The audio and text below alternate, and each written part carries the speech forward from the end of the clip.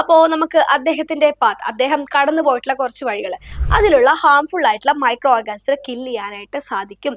Fermentation, പാസ്ചറൈസേഷനും ഫെർമെന്റേഷനും ഒരുമിച്ച് തന്നെ ആലോചിക്കാം. Hi everyone, welcome to Edus academy. അപ്പൊ നമ്മൾ ഇന്ന് പഠിക്കാൻ പോകുന്നത് ഓൾറെഡി പഠിച്ചിട്ടുള്ളതാണ്, എന്നാലും ഒന്ന് പൊടി തട്ടിയെടുക്കാൻ പോകുന്നത് എന്താ നോക്കാം. പാസ്ചേഴ്സ് പാത്ത് ആണ്. അപ്പോൾ ആരാണ് ഈ സയന്റിസ്റ്റ്? നമുക്ക് വളരെ ഫെമിലിയർ ആയിട്ടുള്ള ഒരു സയന്റിസ്റ്റ് ആണ് അല്ലെ, ലൂയിസ് പാസ്ചർ. ലൂയിസ് പാസ്ചറിന്റെ ഒരുപാട് കോൺട്രിബ്യൂഷൻസ് ഒക്കെ നമ്മൾ പഠിച്ചിട്ടുള്ളതാണ്. അപ്പോൾ നമുക്ക് അദ്ദേഹത്തിന്റെ പാത്ത്, അദ്ദേഹം കടന്നു പോയിട്ടുള്ള കുറച്ച് വഴികൾ, അപ്പൊ അദ്ദേഹത്തിന്റെ ഒരുപാട് കോൺട്രിബ്യൂഷൻ നമ്മൾ പഠിച്ചില്ല. അപ്പൊ ഏതൊക്കെ ഇയർ ആണ്, ഒന്നിന് പുറകെ ഒന്നായിട്ട് നമുക്ക് നോക്കാം. അപ്പൊ നമ്മൾ ഇന്ന് പഠിക്കാൻ പോകുന്നത് പാസ്ചേഴ്സ് പാത്ത് ആണ്. അപ്പോൾ ലൂയിസ് പാസ്ചർ കടന്നു പോയിട്ടുള്ള വഴികളൊക്കെ നമുക്കൊന്ന് നോക്കാം. ഓക്കെ, അപ്പോ ഫസ്റ്റ് അദ്ദേഹത്തിന്റെ കോൺട്രിബ്യൂഷനും ഡിസ്കവറി, 3 കോളായിട്ടാണ് കോൺട്രിബ്യൂഷൻ അല്ലെങ്കിൽ ഡിസ്കവറി. അത് ഏത് ഇയർ ആണ്, അതുപോലെ തന്നെ നമുക്ക് മെയിൻ ആയിട്ടുള്ള ഒരു സിഗ്നിഫിക്കൻസ് ആണ് നമ്മൾ നോക്കാൻ പോകുന്നത്. അപ്പൊ first, germ theory of disease. Germ theory of disease. Okay, germ theory of disease 1860 അദ്ദേഹം proved that micro organism cause a disease. Disease cause എന്ന് പറഞ്ഞു replacing spontaneous generation theory. Okay, germ theory. Germ theory എന്ന് കണ്ട ഒന്നും നോക്കണ്ട, Louis Pasteur ആണ്. Okay, germ theory ആരുടെ contribution ആണ്, ഏത് സയന്റിസ്റ്റ് ആണൊക്കെ ചോദിക്കുകയാണെങ്കിൽ ലൂയിസ് പാസ്ചർ ആണ്. Then pasteurization. പാസ്ചറൈസേഷനും നമുക്ക് വളരെ ഫെമിലിയർ ആണ് അല്ലെ. 1864 നമ്മൾ ഹീറ്റിംഗ്, മിൽക്ക്, വൈനൊക്കെ നമ്മൾ ഒരു 60 ഡിഗ്രിയിലൊക്കെ ഹീറ്റ് ചെയ്യുക. 60 ഡിഗ്രിയിൽ ഒരു 30 മിനിറ്റ്സ് ഒക്കെ ഹീറ്റ് ചെയ്യുമ്പോൾ നമുക്ക് ഹാംഫുൾ ആയിട്ടുള്ള മൈക്രോ ഓർഗാനിസത്തെ കില്ല് ചെയ്യാനായിട്ട് സാധിക്കും വിത്തൗട്ട് എഫക്റ്റിംഗ് ക്വാളിറ്റി. അപ്പൊ ആ മിൽക്കിന്റെയോ വൈൻ്റെയോ ക്വാളിറ്റീനൊന്നും യാതൊരു വിധത്തിലും ബാധിക്കാത്ത രീതിയിൽ അതിലുള്ള ഹാംഫുൾ ആയിട്ടുള്ള മൈക്രോ ഓർഗാനിസത്തെ കില്ല് ചെയ്യാനായിട്ട് സാധിക്കും. അതാണ് പാസ്ചറൈസേഷൻ. പാസ്ചറൈസേഷൻ നമ്മളൊരു ഫുഡ് അല്ലെങ്കിൽ ഇൻഡസ്ട്രിയൽ ലെവലൊക്കെ നമുക്ക് വളരെ വലിയൊരു കോൺട്രിബ്യൂഷൻ ആണല്ലേ അദ്ദേഹം ചെയ്തിട്ടുള്ളത്, പാസ്ചറൈസേഷൻ.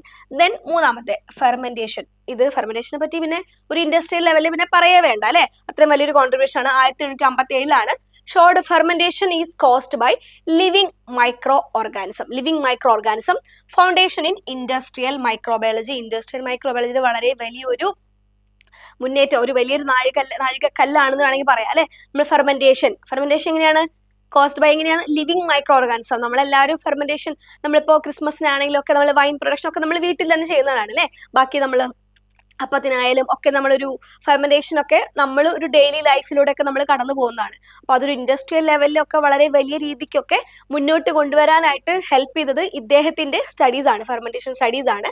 ദെൻ പിന്നെ അതുപോലെ തന്നെ വാക്സിൻ ഫോർ ആന്ത്രാക്സ്, അതുപോലെ തന്നെ വാക്സിൻ ഫോർ റാബീസ്. വാക്സിനെ പറ്റി പിന്നെ പറയേണ്ട കാര്യമില്ല അല്ലെ. നമുക്കൊരു ഡിസീസ്, നമുക്ക് ഒരുപാട് ഡിസീസ് വന്നിട്ട് പണ്ടൊക്കെ ഒരുപാട് ആളുകൾ മരിച്ചിട്ടുണ്ടല്ലേ. അപ്പൊ അതിനൊക്കെ ഒരു മുക്തി നൽകാൻ നമുക്ക് വാക്സിൻ എന്ന് പറഞ്ഞാൽ അത്രയും വലിയൊരു, ഫസ്റ്റ് വാക്സിൻ കണ്ടുപിടിച്ചത് എഡ്വാർഡ് ജെന്നർ ആണ്, ഫാദർ ഓഫ് വാക്സിനേഷൻ ഒക്കെ.